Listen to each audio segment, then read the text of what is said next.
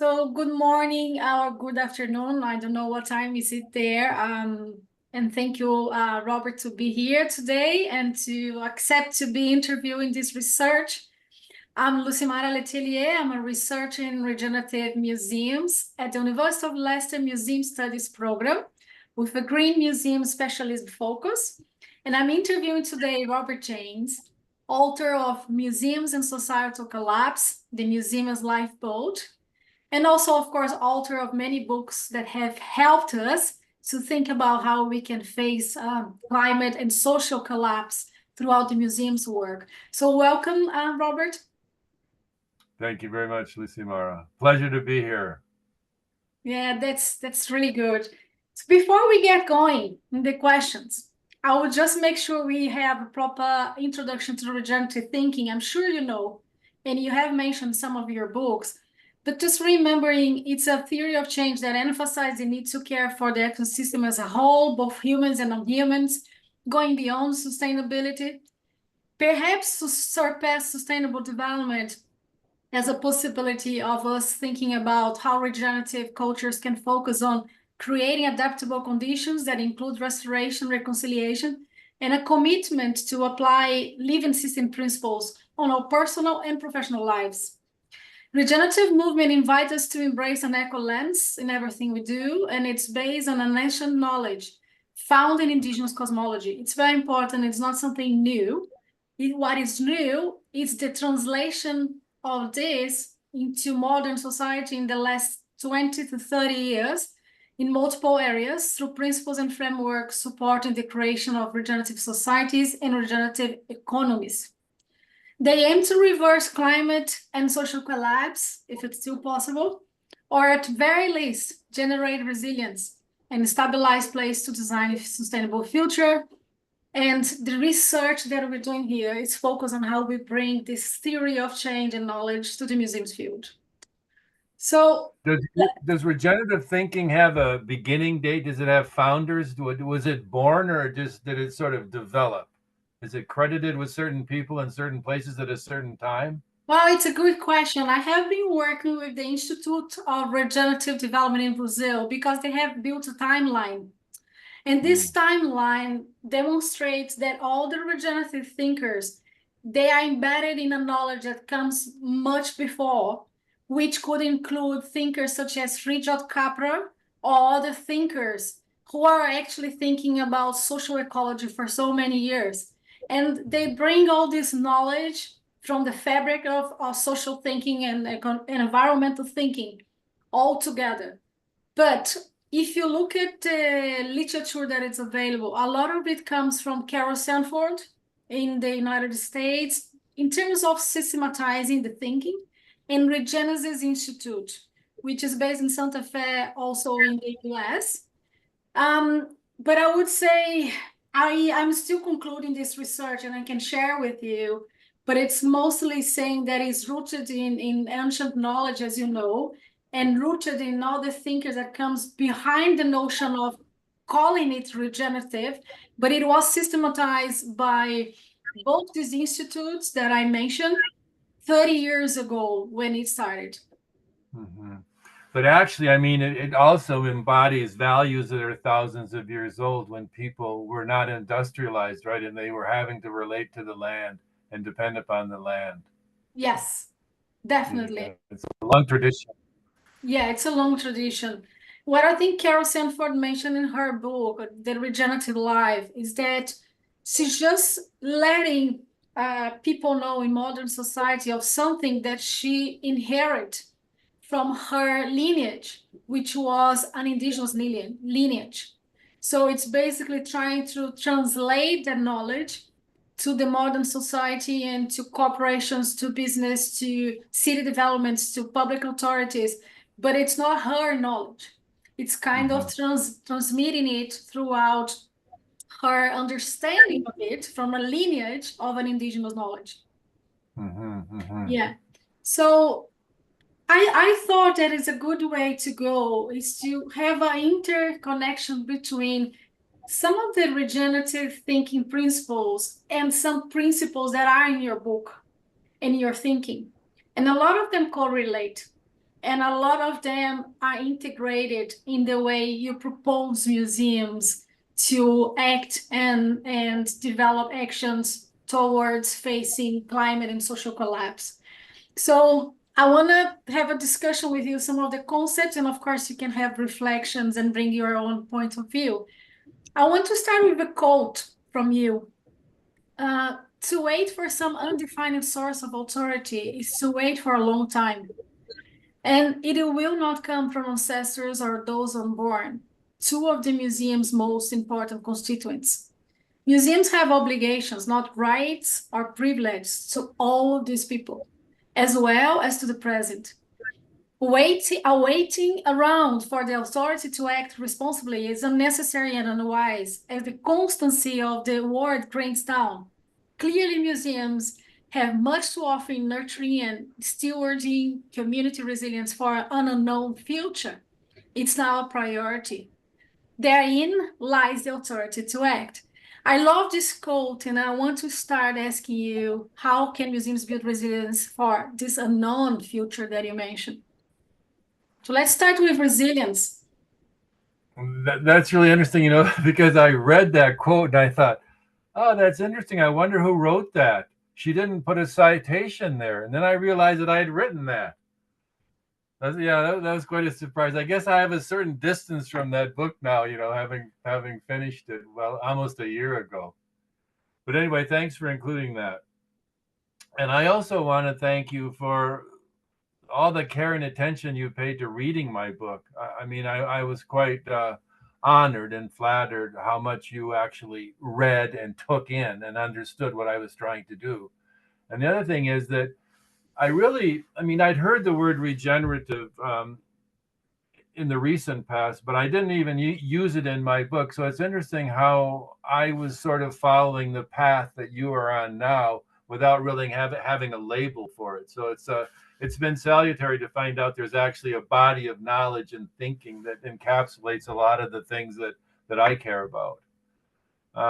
In terms of resilience, Lucimara, I don't know how much to go through this because I have a whole section on that in my book, and many things are listed. So do you want to talk about all of those or just reference the book? I have a thing, what are resilient qualities of museums and how can they offer them to society? And there might be a dozen or so examples in there. I think you can just mention the notion of resilience, because every time we're talking to museums of this unknown future, which is very frightening, we are entering a certain level of ambiguity and vulnerability. It's a kind of resilience that we're building without knowing. It's very dynamic. It's a dynamic resilience. So more than having the list, I want to hear your concept of resilience. What do you think this resilience is in terms of a future that we actually don't know about? Mm-hmm. Well, I think first of all, resilience, it's almost becoming a word like sustainability. It's beginning to lose its meaning. It's used in all sorts of different contexts, which may or may not apply. But when I think about resilience, I think about the willingness and the ability to adapt to change. And in this case, adapt and, hopefully not only survive, because survival is not a purpose, as Stephen Weil always said, but to prosper. And it's also resilience, I think, is to recognize, especially now that we're into this idea of discontinuous change, meaning that the past is no longer the guide to the future. So resilience then needs to recognize that this is discontinuous change, and then undertake these preparations to be able to adapt and to change as much as you can. And that's a big challenge for museums, as we know, because they base their entire historical trajectory on certain assumptions and certain values. But those all have to be scrutinized in order to develop this notion of change and actually implement it in the work of the museum. And I think it's very interesting you mentioned that, because also in your book, you mentioned a lot the notion of how museums should create partnerships with organizations that maybe hold the similar questions, and they may have developed expertise that will help museums to get through the questions I wouldn't say to the solutions, but at least to enter together in the questions that bring this uncertainty about the future.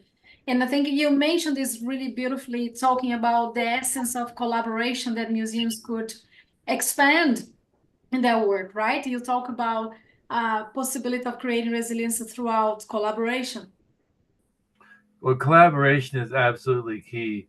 And again, that's a challenge for museums because museums have always and deservedly been considered authorities and arbiters of a certain truth, but that no longer really applies in this complex world. So museums have to develop, I think, a certain humility and a willingness, a courageous willingness to say, well, we don't really know about that, but we're interested. So we're going to reach out to you and see what we can learn together. And that's really the essence of collaboration, is working together as equal partners. Yeah. And without that, I think the future of museums is fairly hopeless unless they begin to reach out, go beyond this insularity that characterizes museums around the world.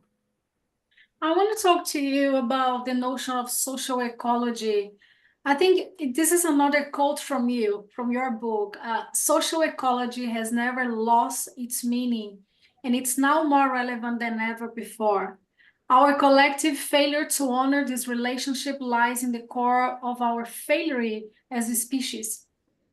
I want to talk about the notion of social ecology in regenerative thinking, because regenerative thinking has been translated to 7 principles. And these principles are basically the living systems principles. So we are living entities, right? We should know this by intuition. We should know this because we are just living bodies. But when we're doing management projects, we tend to dissociate our human knowledge as regenerators naturally to this modern notion of how we should manage projects. So the 7 principles, it's a way of reminding leaders in institutions on how these living principles of the nature informed us on how we should care for these projects. So I was thinking perhaps I should talk to you about the 7 principles. Is that okay? Because I want to hear you about how you feel these principles could be actually applied to the museum's field. So if I may, can I go through some of these principles with you? Yeah, I should have a look at them too here. Yes. Yes, I think that I sent to you, but I will go through very quickly then. The notion of whole, it's basically the notion that we are not fragmented. We shouldn't think about projects in a fragmented way. We should think as a whole. The notion of nestedness, which is basically interconnectedness. It's a notion that if we have the visitor, then the museum, then the community, then the neighborhood, then the city, then the country, then the planet. So how a specific activity that is happening in this museum is nested in a much larger system that is inherent to the scale, solution, and impact that you are doing. The third principle is potential. Is the idea that when we're dealing with living principles, we are not necessarily dealing with problem solving. We are dealing with the potential of a territory, with the potential of this place to generate change. The fourth principle is essence. It's the idea that each individual or each organization or an institution has a singular essence, and this essence can meet the potential of the land. I hope you're following. I'm giving you just some ideas. The other element is development. It's developmental, and it's just more challenging when you think about development, but the idea is a co-evolutionary developmental way of doing projects. So everyone learns, and it's a continual learning. It never ends. So the idea is that whatever is happening there in the project, it's developing everyone involved, and it's building new skills and new capacity to this territory and to the people. The other one is nodes. It means that you do an intervention that it's nodal in a way that is expanding to the whole system. So you decide to do interventions that can gain scale in the system. And the final one is fields. And it's basically fields of energy. And these fields of energy, it's a principle that the indigenous cosmology bring a lot, is the fact that you are not alone in the task. There is a field of energy that is created when you start doing this project, and these fields of energy influence the project development itself. So I just went through very quickly some of this translation of the social ecology that regenerative thinking does throughout the principles. Because I want to hear you, do you think this thinking or the idea of bringing living principles to management of museums or their projects, what potential does it hold for museums to face the climate and social collapse? Well, all those that you mentioned, those principles are highly insightful and valuable, but in some ways they're highly technical, I think, at this point in the evolution of museums, because I think back to what we were talking about earlier, the first thing that museums have to do, their governing authorities, the staff, the stakeholders, is to recognize the immutable value of social ecology. And simply put, social ecology means that the cultural and natural worlds are intimately intertwined, and that relationship cannot be broken. It must be honored. But in the museum world, as soon as you bring up the natural world, we get into these disciplinary difficulties where the museum says, well, I'm an art museum or I'm a regional history museum, and we don't really take care of the environment. We're not really interested in the environment. We leave that to the natural history museums. We leave that to the science museums. So I think the very first thing is this need to embrace social ecology, to recognize that as an absolute strategic priority from now on when museums are doing their planning. And that's going to be a challenge. I mean, I was really lucky when I was a graduate student in Northern Canada. I lived with a band of Dene hunters near the Arctic Circle for 6 months. And these were about 5 families, about 38 people, I think, ranging in age from 2 years old to 80, who were still living off the land. And so immediately, the first day you're there, you see all this intimate relationship between the natural environment and small group culture. Now, most people will never have that privilege to observe that intimacy firsthand like I did. And so that's a challenge too. So in response to your question, yes, those principles are absolutely essential. I think they can be fulfilled, but the foundational requirement is that museums wake up to the world around them and recognize that we cannot exist without this planet. And we need to do things that honor the planet more, and in the process increase resilience and contribute to community well-being. I mean, I realize that's a very general answer, but I'm at a loss to sort of align every principle with museum work at this point in time. I think there's a much bigger issue, and that is that the museums have to just expand their consciousness to now entail the natural world, to include the natural world. I think it's interesting you mentioned that the regenerative thinking provides some frameworks for strategic thinking. And some organizations, such as the Fifth Conservatory and Botanical Garden, they're using these frameworks. I just want to bring this because you mentioned the whole idea of bringing nature to their daily work. And the frameworks provide the idea that there is a nature voice when you're planning and doing strategic planning and projects. So, for example, one of the frameworks bring nature as one of the stakeholders. So the idea of design as nature, meaning if you have a board meeting, think about Earth being on the table. What questions would have there if nature is there? How would you mind the biosphere health if you bring nature to the conversation? Do you think this exercise could help? Oh, yes. I mean, I think that's a very interesting way of promoting awareness and inclusion of the natural. I mean, any sort of mechanisms like that, any sort of principles, I think, are highly valuable. Because I guess when you really think about it, I mean, social ecology equals regenerative thinking. I mean, they're the same things, right? Basically, or at least they're two sides of the coin. they both have the same ultimate goal, I think, is that respect for the interdependence and the interrelationship. Well, I So do yes, I think think those would be highly valuable. when you explain social ecology, I would say so. I would say so. And I think what the only things that regenerative is trying to create an epistemological change on the mindset so people become active in social ecology. So the idea of regenerate implies that we need to regenerate. We need to enter this journey of social ecology. But yes, in principle, they match the principles. Yes. Yeah, social ecology is a value system, but regenerative living, regeneration is where the rubber hits the road, so to speak. It's actually doing it, right? It's a framework for implementation. And that's Yeah, absolutely essential.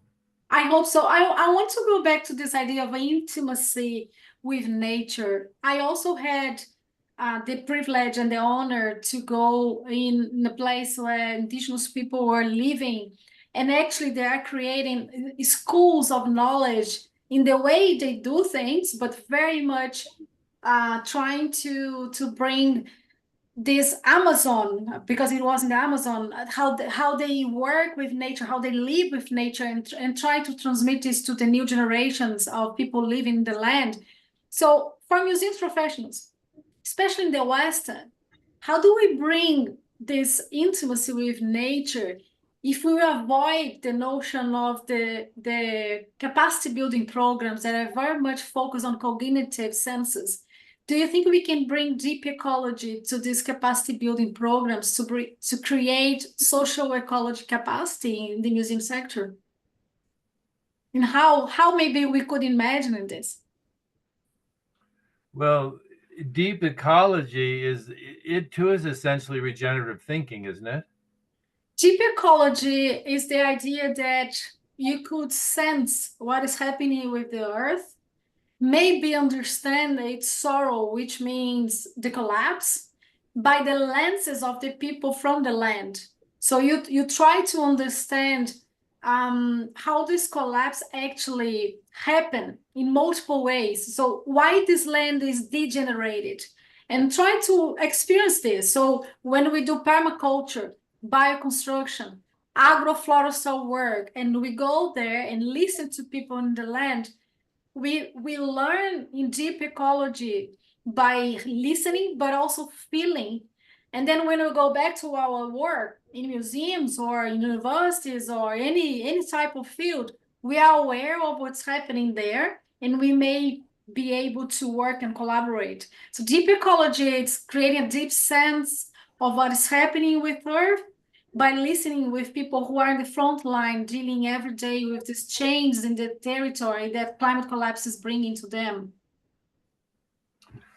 But is there a question inherent here about the relevance or the applicability of regenerative thinking to the museum community at large? Because if I were the director, say, of the Museum of Modern Art in New York City, or the president of the Louvre Museum in Paris, and I hear about indigenous lifeways and value systems on the land, wouldn't it be very easy for me to say, well, I have this huge museum in a huge urban area, and can't see anything green around here for 50 square miles.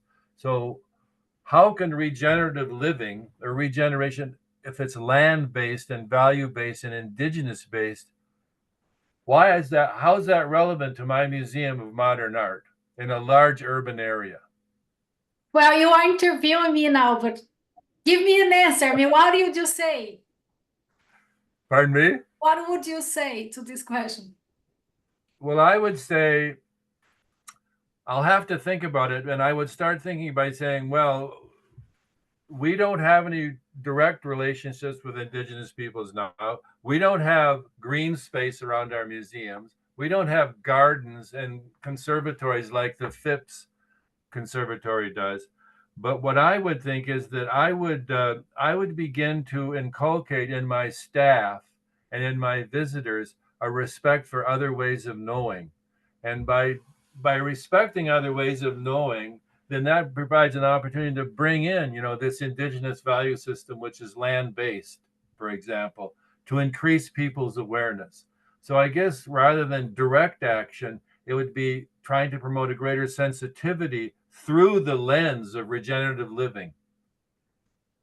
Interesting. And I also think that my next question it's about the notion of place, and other ways of knowing, as you were saying.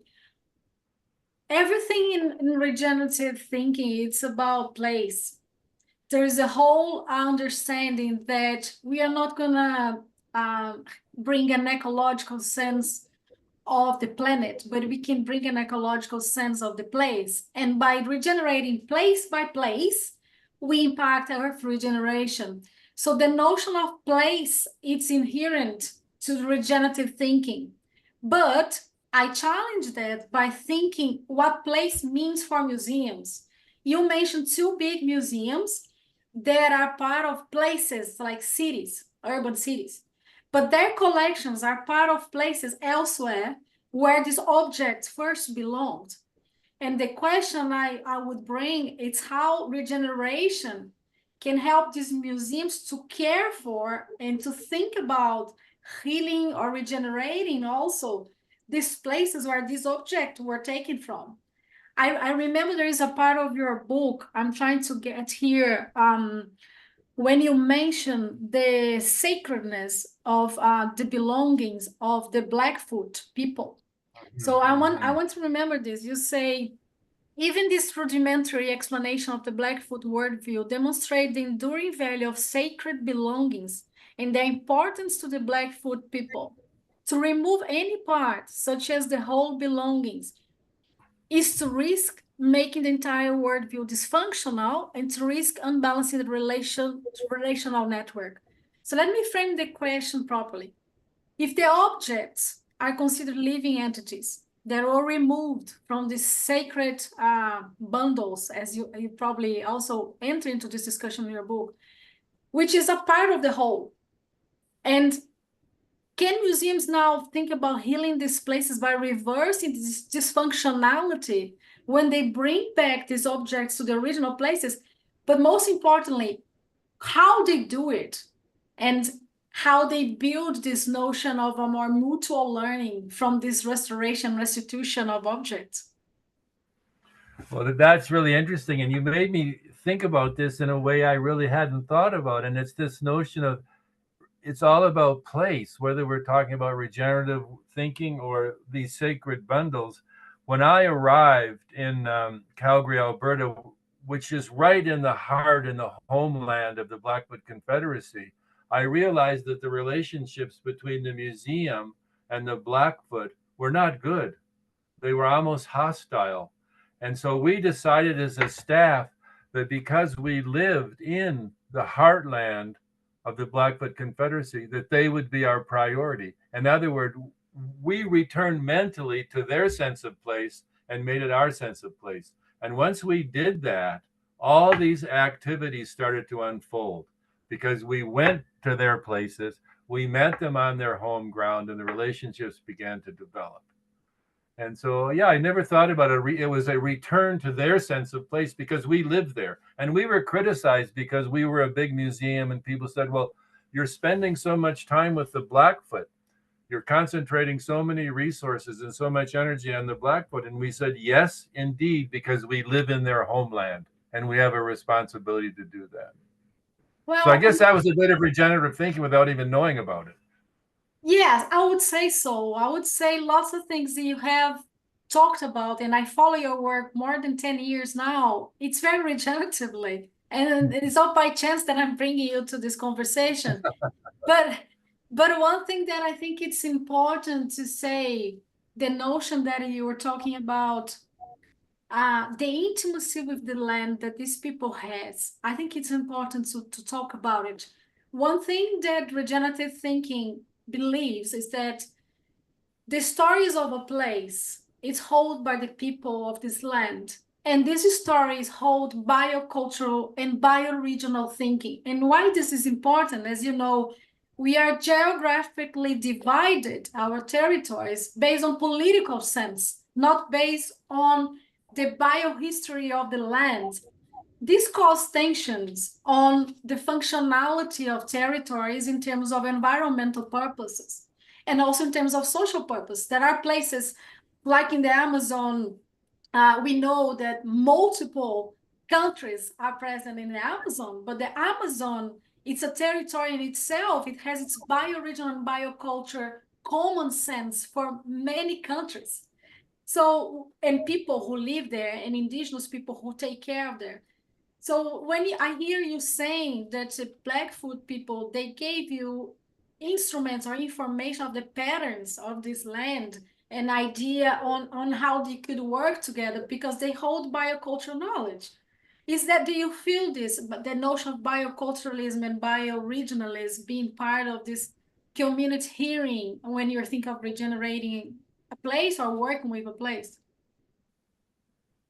I do, because that evolved by the willingness to listen and listen deeply to what they were saying.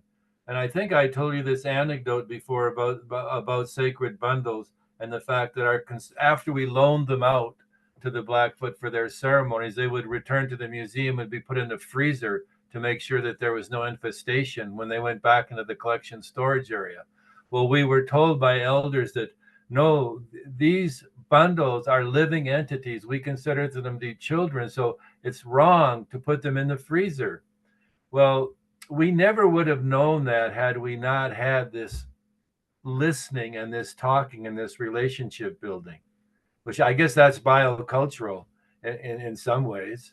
And so, excuse me, we changed our traditional practices and built a special room with no freezer and held those bundles. But I think, as I mentioned to you earlier, we realized very soon after that we had no business keeping those objects, that those objects belonged in the homeland of the Blackfoot because they needed them for their ceremonies. I think I don't know if I'm answering your question or not.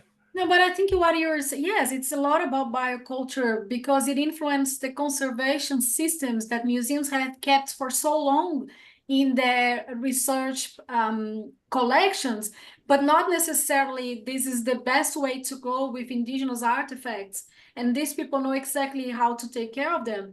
There are many examples in museums in Australia, in New Zealand, in Brazil, who have invited indigenous people to review their conservation process in museums. And I think this is quite a way of entering in a new way of knowing, but it depends now what they will do with this information. It depends on what they plan to continue working with these communities, but certainly is influencing new ways of conservation in museums. But Definitely. that's a challenge for museums too, Lucimara, because um, loaning out objects or getting information about your collections is only a half measure in my view. I mean, I think depending upon the communities involved, the museums have to think seriously about simply giving the objects back, just returning them. Yeah, I know And I know that it's a complex issue. it's beginning, and some museums are doing it, but I still think it's a big threat to a lot of museums because there's this feeling as well, if we return these objects, then that's the thin edge of the wedge, and pretty soon we will give up our whole collections. But in working with indigenous people throughout my career, that's not a worry. Everybody's reasonable. You can talk this out, and the requirements are always different. They're always situational, but there's always the possibility for the museums to act in an appropriate and conscientious way. And in many cases, I think that means returning objects to their community, to their homeland. Yeah, I'm glad you thought about this idea of the notion of place for museums being expanded, what fields of influence we can have. I want to ask you about the notion of transition in the whole regenerative community and thinkers. There's a lot of discussion about transition, and I'm part of a network called Transition Towns. It has been more than 6 years now, which is a lot of regenerative thinkers thinking on how they can help transition towns to a different way of organizing themselves for a more regenerative way of living. One example here in the UK is Totnes. It's a transition town city. There are others around the Eco Village. But in your book, you mentioned transition in many places, in many times, and when you refer to a future. So I'm going to ask you, what are we transition to? as a society? Well, I think that question is unanswered. I mean, you and I think, are sensitive to the notion that collapse is already underway in various aspects of society. But we don't know if that is going to be sort of an overnight affair, a shocking sort of incident, or whether it's going to be sort of a slow unraveling. And so I don't know what we're preparing for, but other than the fact that, our material way of life is going to be over. And, pundits say by 2040 that the economic system will have collapsed. These are all predictions. We don't know whether they're true or not. But I guess what we're transitioning to is a completely different way of life, I think, that will be grounded in regenerative thinking, which means respect for the natural world. It'll mean doing a lot less with a lot less. It will mean reducing our consumption. I mean, some human ecologists I spoke to recently said that in the global north, if we are to survive this undoing of the modern techno-industrial society, we are going to have to reduce our consumption as individuals and families and communities by up to 80%. Well, if that actually transpires, there's going to be a great deal of suffering because we have almost 9 billion people on the planet. And the latest word on that is that the planet, in a regenerative sense, can support about 2 to 3 billion people. So that's 2/3 of the population off the table. Hard to even imagine that sort of thing. So I don't know if I can answer what we're going to transition to other than a poorer world materially. But I think also, if we're to survive as a species, the regenerative living will allow us to make this link so intimately now with the natural world that we can begin to evolve together again rather than separately. Because right now, the modern techno-industrial society completely ignores the natural world, as you know, and just sees it as a resource. And that's what is unraveling our civilization. Well, of course, the transition narrative from the regenerative movement, it's a very positive one, an optimist as an opposition to the collapse, but it's actually trying to drive change where it's still possible, creating adaptation and resilience for this future that we are going to face, which is very critical. And it's coming, it's becoming a reality, and it's not even a future, distant future anymore. But I think it's interesting when you talk, what I hear is that we may find transition to regenerative thinking and way of living by vulnerability, by experimenting vulnerability. Because as collapse is approaching, we see a lot of not only anxiety, but we are seeing the fragility of society and people entering in vulnerability. And maybe as a source of people converting or accepting or adhering to a different way of living as fast as we can, because then we still have time to reverse what is still left to be reversed. I'm just reflecting, sorry, on some of your considerations on transition, because I think it's so keen that you brought the notion of, I read the notion, the way I interpret it is the notion of vulnerability and how it holds potential for change as well. Yeah, and experimentation. And I mean, I agree completely that regenerative thinking is the guiding light. I mean, it's our last best hope. But what I worry about is that it's not occurring on a large enough scale. I mean, there's all kinds of little pockets going on, transition towns, all sorts of things. But we have to admit that the modern techno-industrial society, MTI, that value system still predominates. And so much of the resources and funding and time and energy that could be put to regenerative living is still engaged in this eco-modernist concept that we can somehow decouple ourselves from the natural world and maintain our current lifestyle, our current consumption by using technology. And that still dominates every day. So I don't know if it's not quite hopeless yet, but that MTI system is still preventing regenerative thinking from assuming the profile that it needs to. So let's talk about what role museums can have on trying to influence the narrative. You talked a lot on your previous work and now about the potential for museums to shift this narrative. You mentioned the frame of reference that impact the baby boomers in the whole idea of hyper-individualism, a culture of consumption, and the tyranny of the marketplace, which is a lot what you just said of the alienation of the natural world. And you also mentioned these two narratives, which is very much minds what we're talking about here, which is the idea of the dominant MTI society on one side, and on the other side, a commitment to the well-being of the modern human world, which is perhaps the perspective of the regenerative thinkings. So what narrative museums should embrace now? How we can see barriers and opportunities and ways museums can embrace a new narrative that supports the commitment for the well-being of the modern human world. Well, I think they need to develop a narrative which contradicts and is an antidote to MTI, because MTI is based on these liberal values about individualism. You don't need government support. The marketplace dominates everything. You know, growth is absolutely essential to your happiness. All those values are the stories that predominate our individual lives, and also are embedded implicitly or explicitly in most of the exhibitions and programs of contemporary museums, because they're mirrors of society and they're mirrors of those values. But museums are in such a critically important place as public storefronts. I mean, there's 95,000 museums at least, and for the most part, they're receptive to people, and people are comfortable going into them. Now, I admit that there are marginalized people that can't stand museums, but on the whole, they still have an important role to play as public storefronts, to convene these conversations, to tell this news story. I mean, who else can do it? Governments don't do it. I think it's beginning to happen in the school systems now. I think that a lot of school systems have climate change embedded in their curricula for younger people, which is wonderful.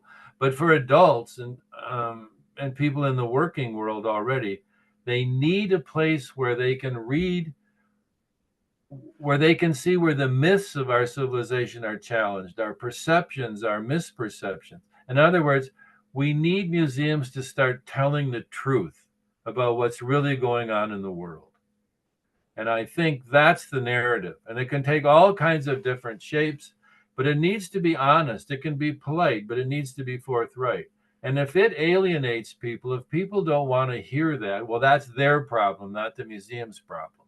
The museum has a responsibility to tell the truth to society. And they're in such a good position. I mean, not only being a public storefront, but we know in nearly, well, at least in the global north, I don't know about the south, the museums are highly trusted. I mean, they're more trusted than governments, corporations, and media. That's a trite thing to say, but it's true. And so I heard someone say the other day that, well, museums have all this public trust. Well, what's the trust for? How are the museums going to honor this trust? And this person said, it seems to me that museum trust is sort of like an uncashed check. When are we going to cash the check?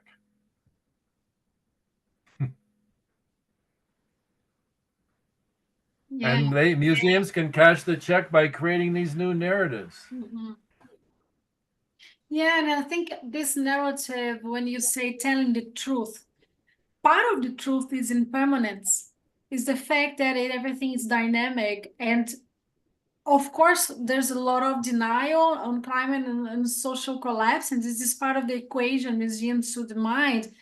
But let's go back to, we were talking about the intimacy to nature, and regeneration is based on this idea of life as a very dynamic system where we can look at death and life cyclically. So this whole notion that some discussions that we can hear now about the fact that the planet will regenerate itself, the problem is the humans not surviving to this cycle that we are going through. But in your book, you mention a quote, I think it's from Sims, that says, museums give the lie of the myth of permanence. And I was going to ask you if this new narrative could embrace impermanence and how we could think about this idea of bringing permanence to the museum's narrative. Well, that's really good. I mean, the notion of impermanence could be at the heart of the new narrative, because, you know, as you say, when you look at museums, history museums, just about any museum is sort of a documentation of how lifeways have changed through time. But there's not really a sort of focus put on that. It's not deeply reflected upon, but all the material is there. Museums are already capable of doing that. I think it takes embedding this new perspective. It was Sims that said that, I think, and he's exactly right. That's really the story of museums, is documenting human change. Well, and also the fact that if you understand the natural system and we understand we as nature, impermanence is part of who we are. But if we see this separate from us, when we see collapse and this dangerous and threatening process that is happening, we don't understand how we interrelate, or how do we interfere, how we together navigate throughout this process, because we just think about permanence. And there's a shocking process of not caring or understanding how does that relate to our system as a whole. So maybe impermanence, it's a way of entering this uncertainty and understanding this time we're living in and accepting it. It's part of the equation as well, maybe. Anyway, just bringing some reflections. I couldn't hold these reflections when you start talking about impermanence, because I think it's so crucial. It is, and you know, there's a lot of wisdom out there, especially amongst indigenous people, many of whom throughout their histories have suffered great disruption, and they're still here. They've suffered, you know, man-caused disruption, natural disruptions, and their cultures are still in process. They're still dynamic. And we could learn so much from them in terms of this notion of permanence and impermanence. Well, we just talk about impermanence, and now we're going to talk about interdependence, critical also concept of regenerative thinking. In your book, you argue the importance of integrating social sustainability into ecological thinking in museums. You mentioned at the heart of social sustainability is the recognition of interdependence. What I'm saying this because one of the critical things this research is exploring, and I don't like this word, it's analyzing and looking at, is why in the museums we treat social sustainability separately from environmental sustainability. So one side, we have decolonization, diversity, inclusion, community engagement, activism, or repatriation. On the other side, we have decarbonizing buildings and operations and thinking about biodiversity activities. So could interdependence help us to interlink this thinking in museums in terms of thinking a more coherent way of dealing with sustainable development projects or sustainable futures? Well, it really could, and I think it's absolutely essential, but it's a hard nut to crack, you know, because this notion that you just described of dividing things up and putting boundaries around them, I mean, that's at least a product of the Enlightenment, right? We've lived that way. Newtonian physics, you know, all the parts, different parts, and that has marked all our mindset, all the way we think, you know, as a contemporary civilization. And for all of us that went to universities, post-secondary schools, you know, that was the heart of the matter. All these separate disciplines that didn't talk to each other. And the notion of multidisciplinary, interdisciplinary, they were high-sounding concepts, but still, if you look around, there's not enough of that going around. So there's some huge sort of intellectual and historical impediments to that sort of thinking, and they have to be overcome. And interdependence is the link. But when you think about it, social ecology, interdependence, regenerative thinking, they're all seeking that same aim, right? Is to cross nature and culture. I also want to talk to you the fact that museums see themselves separately from the other non-profit cause organization. So let's think about, when you think about the environmentalists, when you think Greenpeace, WWF, they're doing this whole work there. Then you have other organizations doing anti-racist practices. And it happens in Brazil, it happens in other places, this notion of setting apart museums. And you mentioned on your book, in the process of overlooking the meaning of interdependence, museums have created their own marginalization. How do you think we could bring museums back to these ecosystems of multiple organizations working for causes related to social and environmental issues? And how helpful this could be to face social and climate collapse? Well, I think it begins with a real honest and open conversation within the museum itself, which would include the governing authority, the leadership, all the staff, key stakeholders, to start thinking about an advocacy policy. What sort of moral and civic issues are important to you as a museum that you wish to focus on, assist, learn more about? Now, granted, there's so many issues out there now, you have to be selective. But once you start that conversation then and identify a moral or civic issue that's important, we're back to where we talked about earlier. You have to reach out and seek partners and agencies or other organizations that can advise you, that can educate you, that can assist you in pursuing that particular interest. So I really think it begins with collaboration. But how many museum organizations have reached out to environmental organizations? I mean, even science museums, I don't know how closely they're working now with environmental NGOs. I think there's still two solitudes there. And neither of them recognize the value of the other. Well, part of this That's a research is challenge. Part of this research is to identify museums who are creating regenerative initiatives. One of the interviews that I have done is with the Manchester Museum. They have a hub for climate and social injustice conversations happening in the museum. And by doing this, they're learning about the landscape in Manchester, or what these NGOs are doing to regenerate the system. And I think what's very interesting is that they ask them, what do you need from the museum? Instead of telling them, I'm offering this program and we want you to come, they said, we as Manchester University, as Manchester Museum, and as Manchester University together, what can we do for you as environmentalists thinking how to reverse the damage in the city? So I think there's seeds there for regenerative thinking, and in basically on what you said of collaboration. Just yeah. And so the Manchester Museum, I think, is a role model for that sort of thinking. But again, it's a minority. So I would hope that they would get the word out. I don't know, publish, Yeah. whatever, blogs, YouTube video to share this sort of innovation with the rest of the community, because they are leading the way and they've been doing that for several years now. And I meant to give this voice throughout this channel of broadcasting the interview and making other people know it. I just want to go back to what we discussed about cause-related organizations in museums. I remember this book, that you did, Museums Activists, with Richard Sandel, who is my supervisor for this research. I'm honored that he's my supervisor for this research, and you as co-authors. And I think museums are still thinking and discussing the issue of neutrality. And this may be preventing them to start collaborating for a more activist attitude. And I think this book touched upon some of the ideas of a climate collapse facing, but not as much as in your recent book.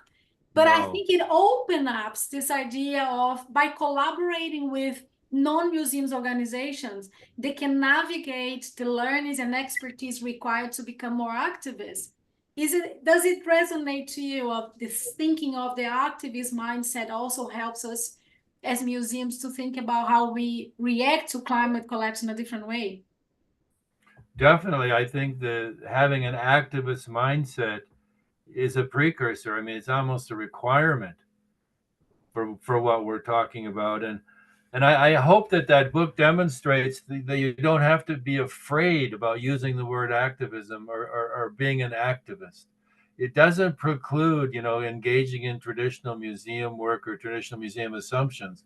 In fact, a lot of museum work is fundamental to being a good activist. So those strengths and those resources and those perspectives, and I think that book, or at least I hope that book, demonstrates that it's not either or, it's both and there are a lot of really good activist examples that are coming from South America. Yeah, There's a lot of good work going on there. it's good that you mentioned this because there is an inherent and maybe a mindset that thinks that activism is related to other type of activities, and museums being active in these issues. There are multiple ways of doing it, and each museum has its own way of working, needs to be respected. But they all can be activists in something in some ways. Just need to find their singularity. And I think That's right. It should be very modest. Yes, I agree completely. It should not be threatening. But again, it's not necessarily a good word in the mind of a lot of our colleagues at this point. yeah. I think I'm gonna go now to discuss with you the whole notion of who is doing this work in museums. And regenerative thinking, it's a lot about caring and learning how to care for the community. It also means caring for yourself, your essence, and what you can contribute. So I'm gonna bring the notion of inner and out that it's present on your book, and it's very much present in the regenerative thinking. So regenerative development implies inner and outer work to be done both with the individuals caring for the project, which would be the regenerative leaders, or they call regenerative weavers, and in the engaged communities as well. So the idea of inner and out, it's happening with the person that is leading the project, but also with the community people as well. In your book, you mentioned the inner out approach to collapse from the Deep Adaptation Forum in 2022. So I was going to ask you how you think we can bring museums professionals to this inner work that would impact their ability maybe to work more regeneratively. Well, I think that whole question hinges on this notion of personal agency, which I mean the willingness and the ability and the opportunity to take action in the world as an individual. And in this case, to take action in the world to make it a better place. But I've always been struck, through my long career in museums, this sort of distance between the individual staff person and the organization.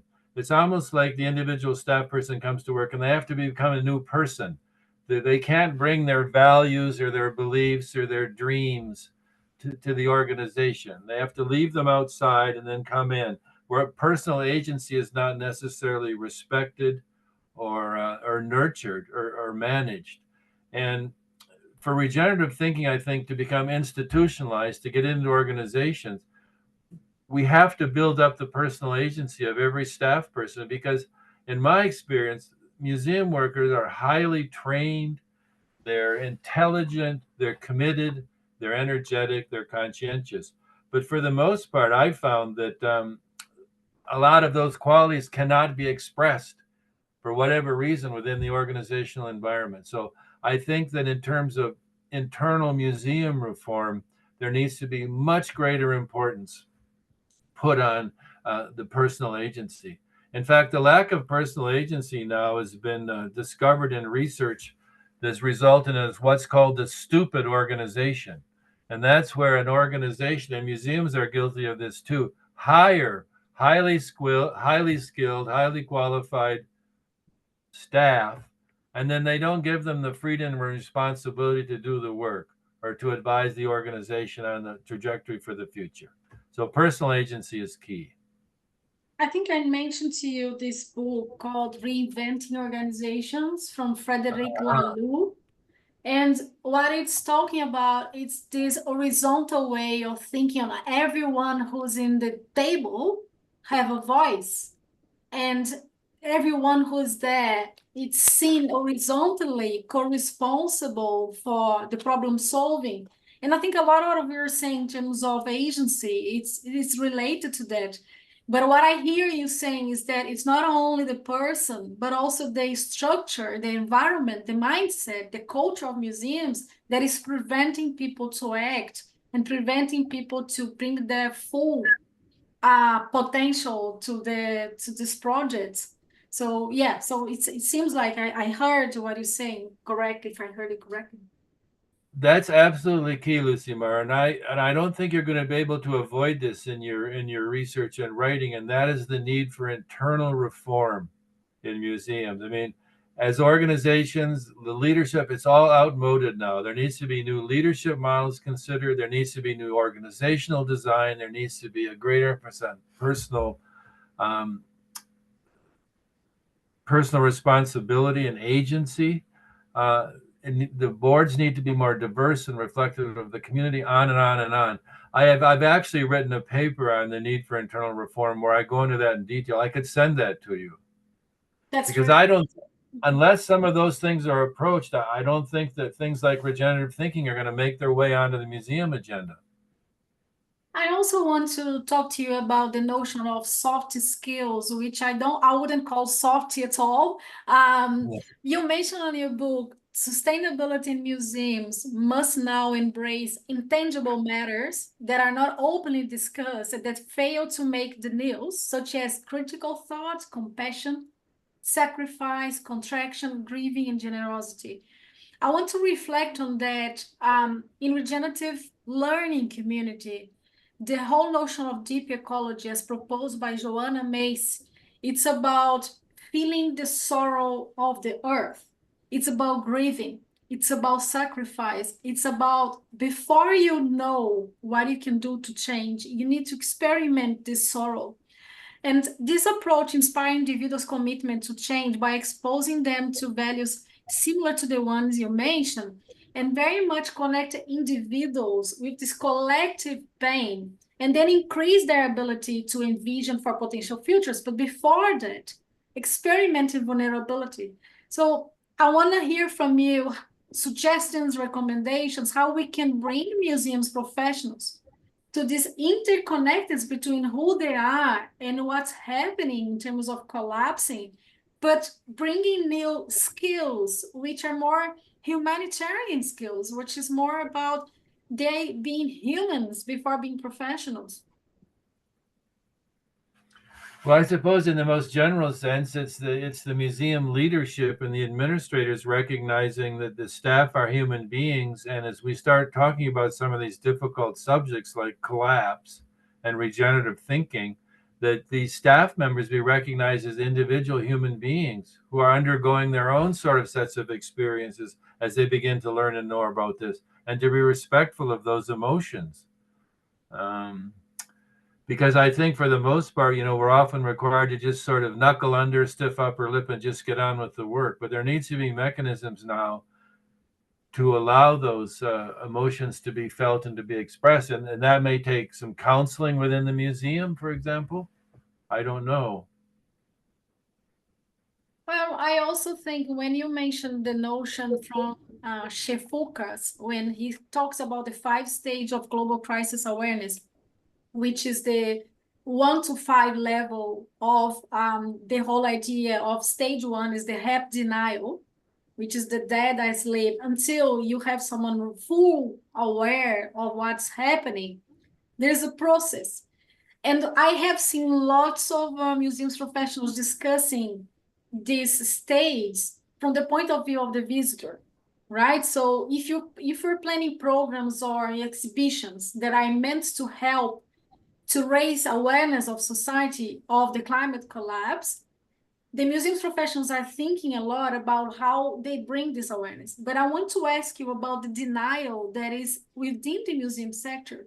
So how would you suggest or how you think we should mind the notion of moving museums professionals from stage 1 to stage 5 of a recognition and awareness of the climate collapse? And I wouldn't say just climate and social collapse. Yeah. Well, that's probably the heart of the matter, and it hinges so much on the right kind of leadership. Because how many museum leaders or executive staff are having the kind of conversation that you and I are having right now? I would say very few. And it seems to me that right now, when I look around, I think that boards of directors and museum leaders are an obstacle to this sort of awareness because for whatever reason, they're not willing to have these conversations. But somehow these conversations have to start about what is really going on.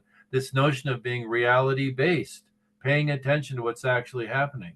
And to me, it seems the most convenient method would be to begin with a strategic plan and to do that environmental scan about what's really going on in the world, and then introducing that into the strategic planning. So it really has to start at the top.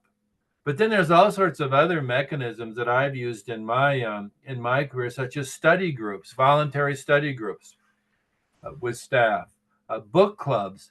Back to what I said earlier, they're now my book now is in 2 museum related book clubs, one in New York and one here in Alberta, where they have up to 10, 15, 20 staff members who have to read the book, and then it's discussed. That can be a very useful mechanism. I'm delighted to see they want to talk about collapse. Inviting in speakers. I mean, inviting you to go and give a presentation at a museum to get people thinking. But again, museums have to get out of this insularity mode that they're in. They have to get out of this almost sort of inadvertent arrogance where they think they really have it all figured out. Things aren't okay, and that message needs to get into the museum. And there are different ways to do that. But again, leadership is key. If you have a CEO or an executive director who's a climate change denier, it's kind of hopeless. I think you brought lots of ideas what we can do. And as you know, I'm doing digital reviews of your book in my Instagram channel in Brazil called Regenerative Museums. It's in Portuguese. It's always up to 5 minutes only. This is all people can take in an Instagram, and it's a lot of long video. But I try to bring every time a critical concept and interact with the audience. And throughout WhatsApp community, they inform me their reactions and feedbacks. So it has been very interesting. It's a digital way of doing a book study. But I get the idea from you that we could also do a book club in person or digital. But this is the way I am bringing this book to the Portuguese language because it's not translated yet, but to the Brazilian reality. Really? Have you done more than one installment? I have done 5 videos because I'm doing once a month. I'm bringing people to think about your book every month for one video, one post. I only saw one of them. That's really fantastic. Yeah, it's every month, and it's until we together go to Korea not to fly to Korea, but to have our panel in the South Korea with ICOM with reflections that we are doing. So until then, I'm doing once a month.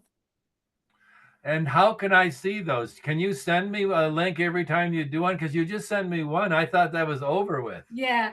So are you on Instagram? No. Yeah. No. Well, I created a channel on Instagram to talk with museums professionals, and especially the youngest generation, to influence their thinking on climate and collapse and the whole idea of regeneration. This was 2017. And there are 4,000 people.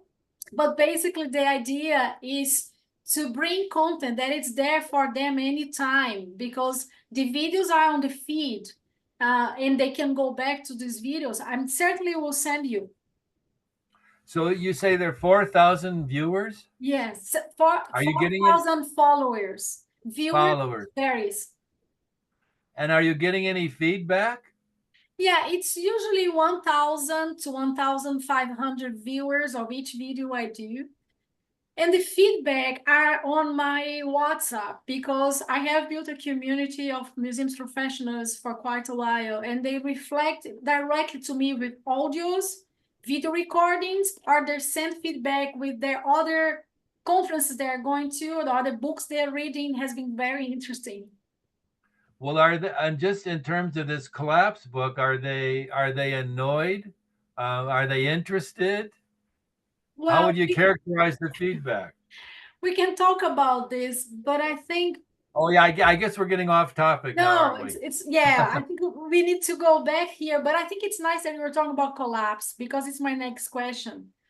The notion of collapse is frightening lots of people in the museums sector, and especially the fact that you bring this notion of collapse, which is different from the crisis. Crisis, people understand that comes and goes. Collapse, it's an installed process that just begun and will continue. So I think when you bring collapse to your front page and the title, it's very strong.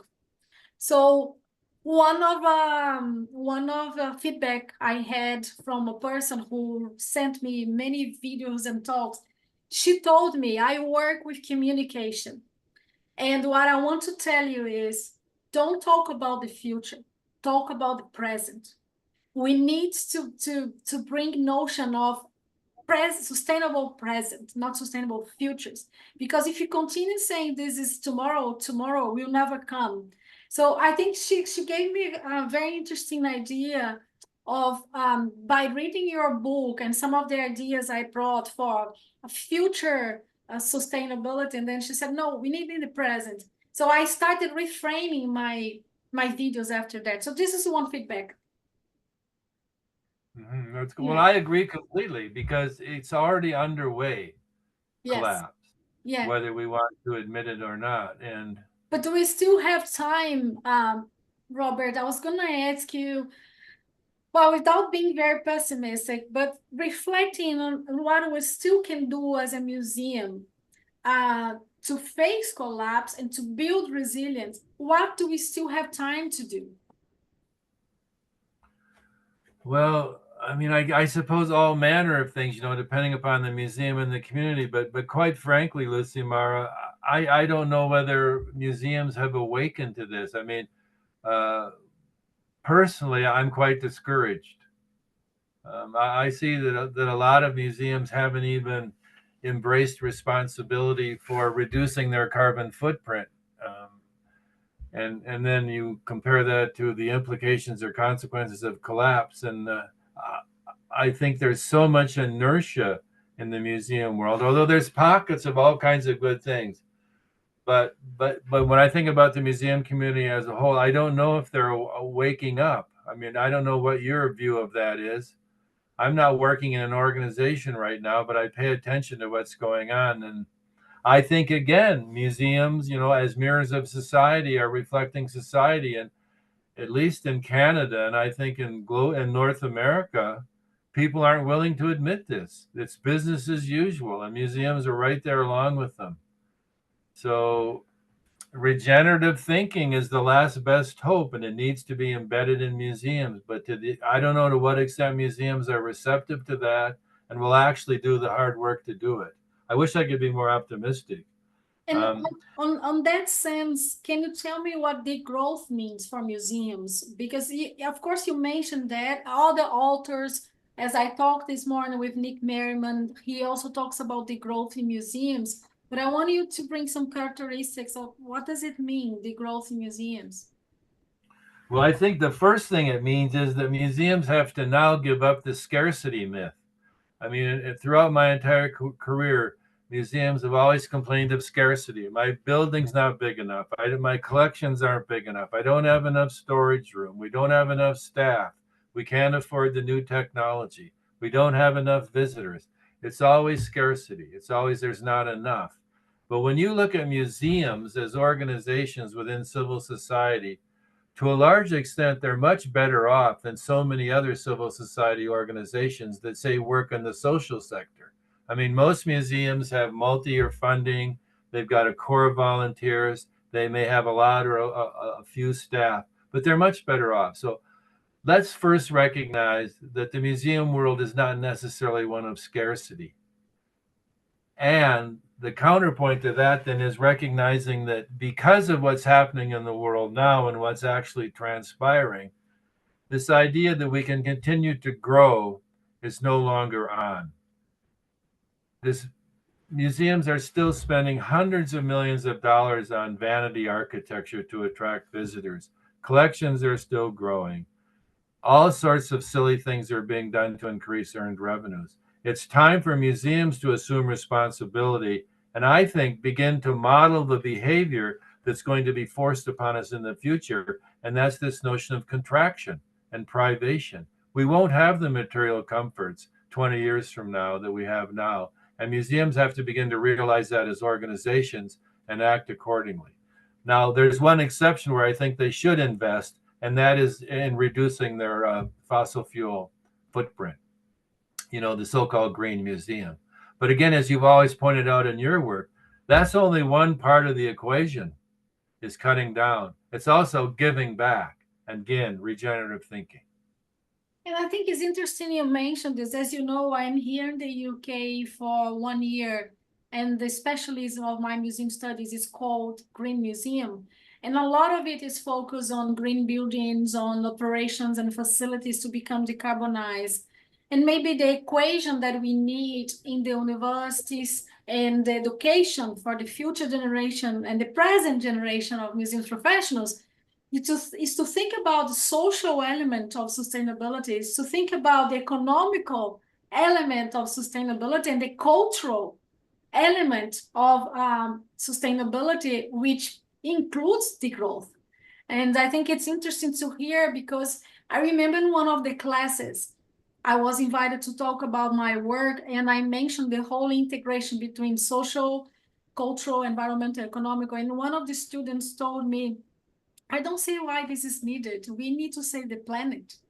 And I think it was so interesting to see it's a new, a very young generation with a blind spot of the social issues involved on climate collapse.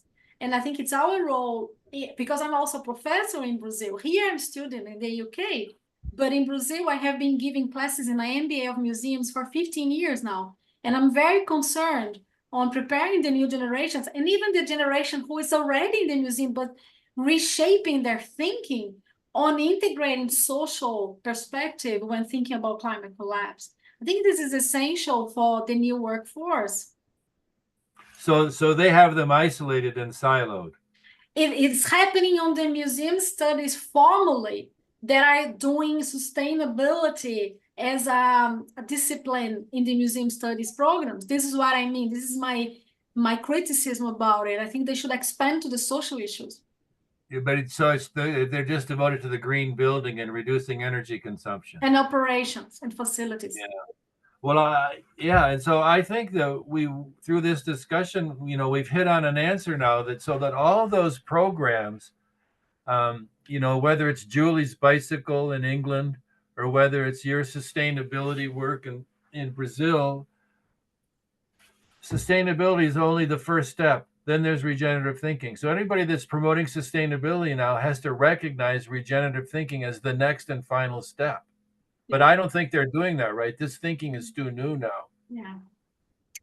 So before we start, let's talk about the lifeboats. I think part of the book is to bring some ideas for optimism as well.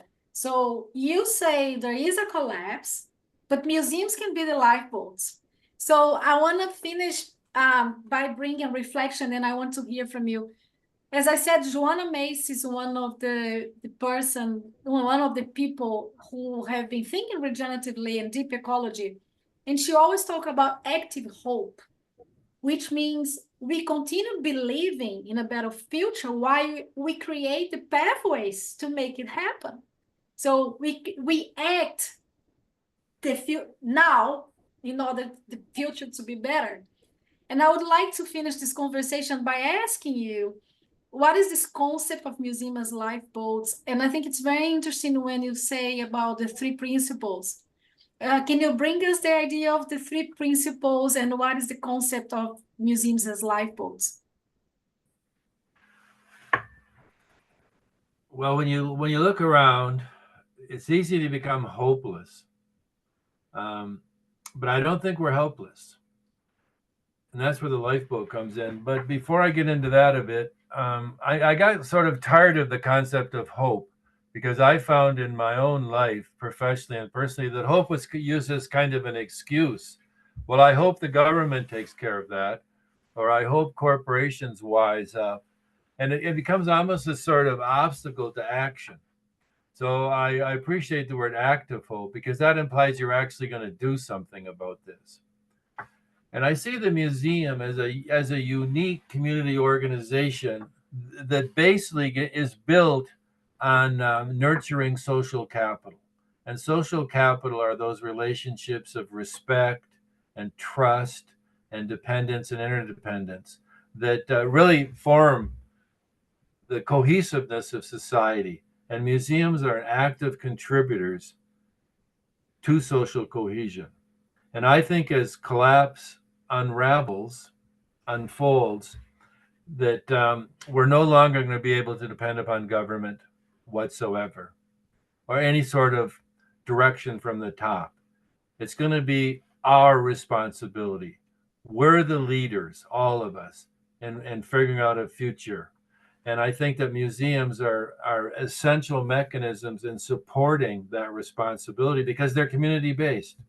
They're friendly spaces. They're safe places where people can go. So I see them as a way of cohering the social capital and the relationships among individuals, families, and communities that are going to be needed to address the future collectively, because we're going to have to do it, not government. Nobody's going to intervene. And we go back, I guess we've just come full circle to that quote that you put in. That's the authority to act. Yeah, it's true. And I like to add this three principles that you mentioned. Museums as lifeboats have shared purpose, active experimentation, and open integrity. I think those three are so essential and brings an inspiration for us to think about how museums can become regenerative forces in society, not only for their operations and programs to become regenerative internally, but to help society to learn how to act regeneratively in their places, in their territories. I think those three principles can help museums to be more regenerative.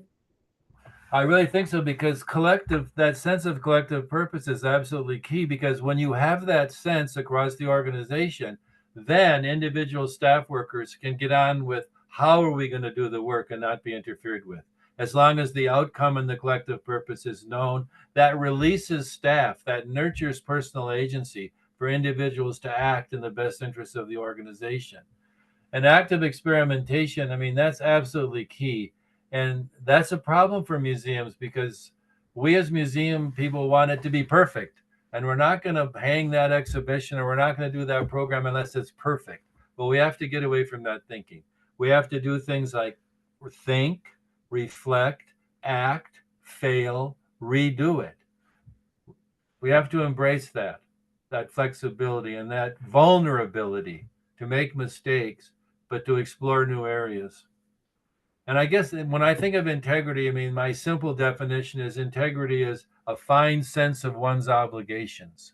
So if everybody has that integrity, then I think that also contributes to the collective purpose and also allows incomplete transparency. I think it's interesting the way you defined open integrity. I remember I worked with someone at some point in my career, and I asked this person to bring a quote to my LinkedIn or to my webpage. And this person wrote something that was the first time I heard. They said that I had an ethical fiber.